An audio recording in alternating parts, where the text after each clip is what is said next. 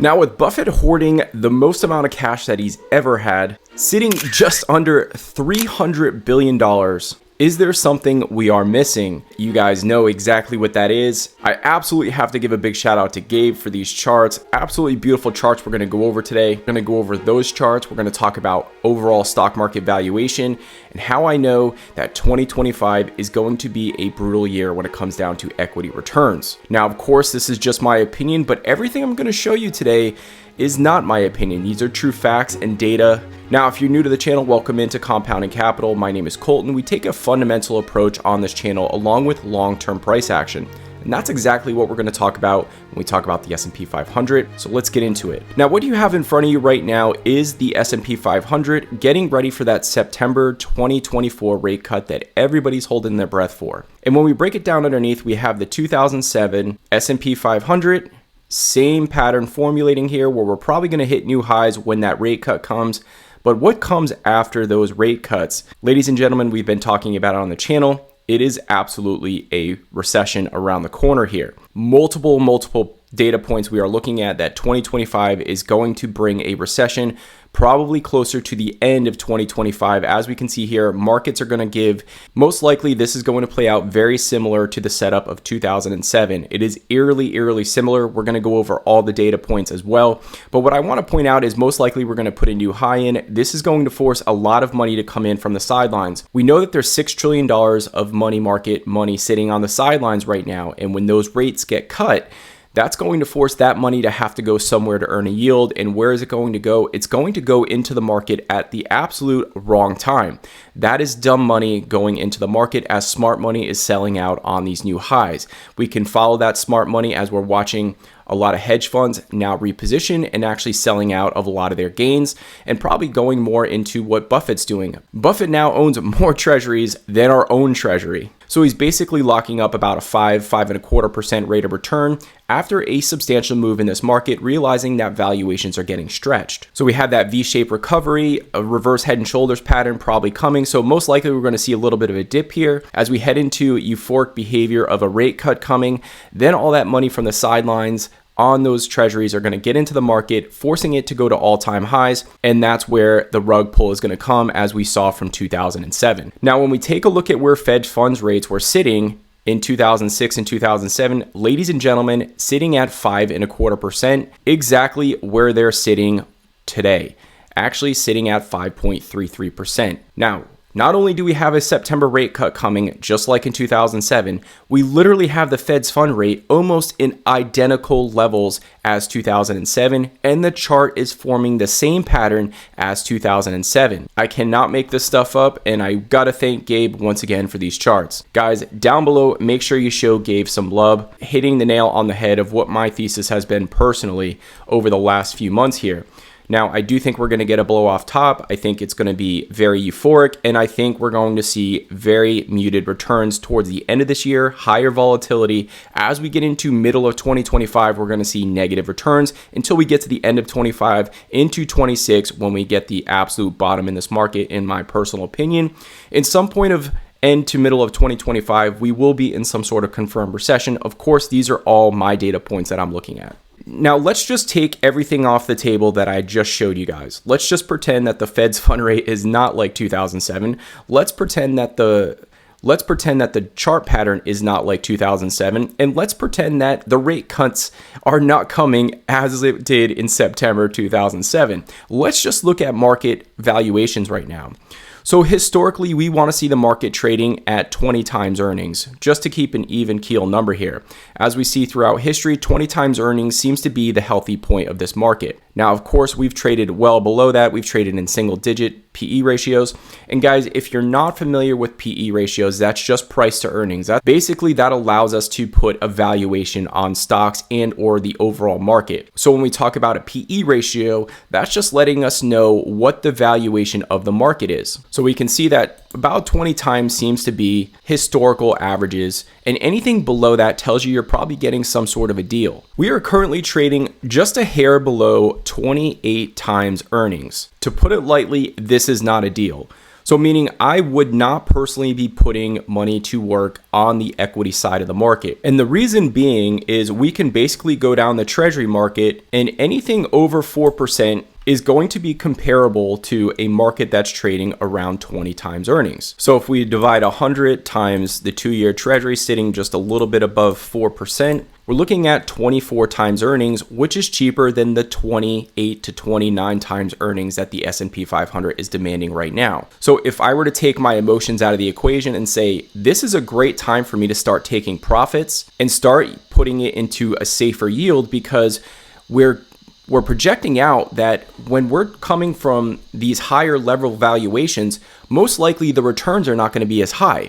We would have to absolutely kill earnings expectations for us to be trading anywhere to valuations of around 20 times earnings. So now the question becomes, where should I be putting my capital? If a 2-year treasury trading at 24 times earnings is pretty much cheaper than the overall market right now, where should I be putting money to kind of earn a yield? And we've talked a little bit about on the channel talking about fixed income. Now, depending on how deep on the spectrum you want to go, fixed income right now could be yielding anywhere between 5.5% to 7%. So let's just meet in the middle and call it 6%. So we take that same 100 divided by 6, and we're looking at 16 times earnings. And so people were asking me on the channel, before recession happens, where should I be looking? I honestly think fixed income is extremely compelling at these levels. When you're talking about a market trading at over 25 times earnings, pushing nearly 30 times earnings, you can basically get a 6% yield risk-free, which would be an equivalent to buying the market at 16 times earnings. But even if you didn't want to do that, you can absolutely lock up your money in 4-month treasuries, 3-month treasuries. And I honestly believe if you're looking at things from a valuation perspective, going on the short end of the yield curve definitely makes more sense than putting fresh money into this market. I want to make it clear, I'm not saying you need to sell out of your positions. I'm saying you need to really be careful when we're talking about the valuations that we're sitting at the market, because when we look at history, once we get above this 30 times earnings, there's usually a pretty substantial drop off here that takes place. There's only been a few times in history that we've actually traded at these valuations. So you're essentially betting against history, putting fresh money into this market, in my personal opinion. Now, I believe that we are going to have a blow off top, which means I believe that there's about another 8 to 10% move in this market. I believe we're going to take out the new highs as we go back to the chart and look compared to 2007. We are definitely in a bull market, and I definitely think we're going to take out these tops, possibly break above 575, maybe even push close to 6,000 on the S&P 500. But then we have to ask the question, what is the downside risk from there? And I believe the downside risk is possibly 25 to nearly 35% downside risk once we take out those new highs. Now that becomes, if we were to annualize that out, what is your total return if you're putting fresh money in the market? If that actually plays out as it did in 2007, your total returns are probably going to be negative 25%. So does it make sense to lock up 6 and 7% yields risk-free and be able to sleep at night versus trying to essentially defy odds and defy history? Now, this is not bad news to me. This is a buying opportunity. As most of you know, I am very, very excited for the opportunity that I believe is going to come in the next, call it 12 to 18 months is always a time frame that I personally use. Now, this is barring any sort of black swan event that could take place. Let's reiterate some things here. Markets hitting new all-time highs, much like it did in 2007, where the Fed's fund rate is sitting at over 5%, just like 2007. We're getting a similar charting pattern that's taking place just like 2007. Now, the difference is we have 2 land wars going on, inflation is high, and we could have an energy crisis around the corner if some sort of missile goes in the wrong direction. That was not happening in 2007. So if one domino falls here, to me, it's going to be the labor markets. And we went over the labor markets a few different times. The labor markets do not need to come down a lot for us to really have the crap hit the fan here. Now, I touched briefly on us being in a gig economy. What does that really mean? It means that from the comforts of my own home, I can create multiple jobs. I can sign up for Uber. I can sign up for Uber Eats. I can sign up for Lyft. I'm forgetting what the dog sitting one is, where you can walk people's dogs and stuff like that. But there's multiple ways for us to create jobs that I believe this has falsely propped up the market in a lot of ways when we look at the services side of businesses. A huge part of the labor market has been based on government, services, and healthcare, to which we can poke holes in, as I just stated. I can create 4 service jobs from the comforts of my home and not even get paid 1 red cent. Now, for government jobs, I think those can disappear fairly quick, especially if the government decides to downsize and stop spending ridiculous amounts of money.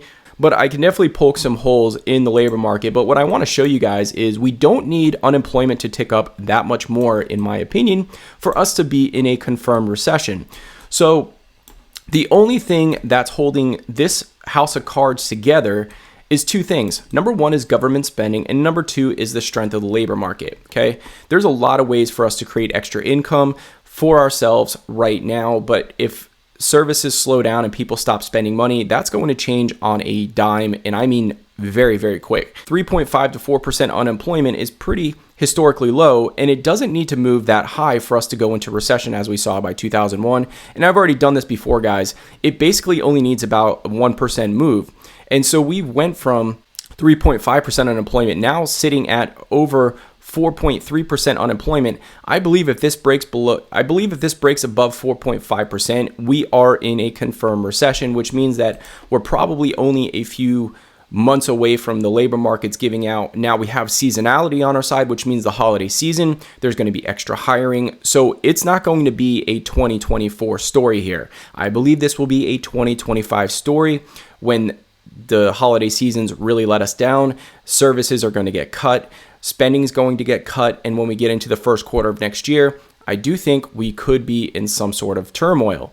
I do think markets are going to get choppy as we're hitting ridiculous valuations. As we get higher and higher on these valuations, I think the volatility is going to pick up. And we saw that with the carry trade. And I just think that is just one little crack that we're starting to see. Okay, there's multiple financial dysfunctions that have taken place when we talk about over the last 2 presidential elections that have taken place, and we've seen $15 trillion of spending, which is just something unheard of. That's going to leave a lot of liquidity in the market, a lot of dysfunction. That'll eventually sort itself out and break. I mean, this is playing out almost identically, guys. So wanted to share that with everybody. Hopefully you enjoyed, and we will see you in the next one.